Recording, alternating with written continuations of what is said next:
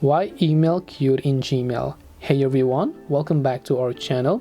In this video we're going to learn how we can fix why our email is queued on Gmail, so make sure to watch the video till the end. Now if your email is queued in Gmail's outbox, right, so normally when you open up Gmail, you try to send an email and it doesn't send it, it gets actually stored to your outbox.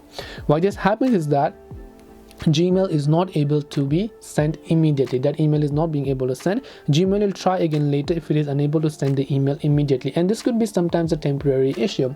It could be due to your internet connection, it could be due to your application, so make sure that your app is also updated to the latest version from your Play Store or your App Store. Try to update it.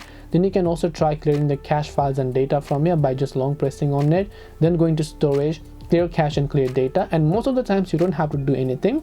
When it is in the outbox folder, Gmail will try to send it later after 5 or 10 minutes, because I had this issue where I wasn't able to send an email after 5 to 10 minutes. I sent them 3 times and all the 3 emails got sent. So you don't want to try it again and again.